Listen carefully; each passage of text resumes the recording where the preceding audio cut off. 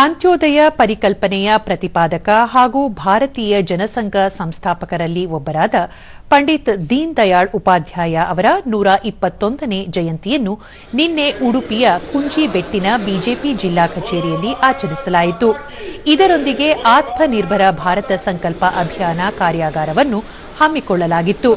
ಇದೇ ವೇಳೆ ಸ್ವದೇಶಿ ಉತ್ಪನ್ನಗಳ ಬಳಕೆಯ ಪ್ರತಿಜ್ಞಾವಿಧಿ ಬೋಧಿಸಲಾಯಿತು.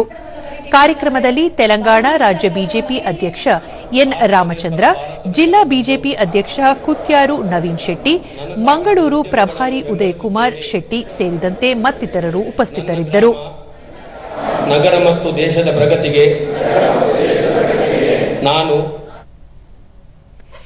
ಎನ್ ರಾಮಚಂದ್ರ, ಸ್ಥಳೀಯ ಉತ್ಪನ್ನಗಳು ಜಾಗತಿಕ ಮಾನ್ಯತೆ ಪಡೆದರೆ ಸುಸ್ಥಿರ ಅಭಿವೃದ್ಧಿ ಹಾಗೂ ವಿಕಸಿತ ಭಾರತ ನಿರ್ಮಾಣ ಸಾಧ್ಯ. ಸುಂಕ ಹೇರಿಕೆಯ ನಡುವೆಯೂ ಜಿಎಸ್ಟಿ ದರ ಇಳಿಕೆ ಮಾಡಿರುವುದು ಕೇಂದ್ರ ಸರ್ಕಾರದ ಜನಪರ ಆಡಳಿತವನ್ನು ಎತ್ತಿ ತೋರಿಸುತ್ತದೆ ಎಂದರು. ಭಾರತೀಯ ಜನತಾ ಪಾರ್ಟಿ ಕಾರ್ಯಕರ್ತ Deen Dayal Upadhyaya ji, he is our in fact mentor, he is our ideologue and we must follow his doctrine, the integral humanism. Atmanirbhar ಸಂಕಲ್ಪ ಅಭಿಯಾನ ಕುರಿತು ಕೊಡಗು ಬಿಜೆಪಿ ಜಿಲ್ಲಾಧ್ಯಕ್ಷ ಭಾರತೇಶ್, ಅಂತ್ಯೋದಯ ಪರಿಕಲ್ಪನೆ ಅಡಿಯಲ್ಲಿ ದೇಶದ ಅಭಿವೃದ್ಧಿ ಸಾಕಾರವಾಗಿದೆ.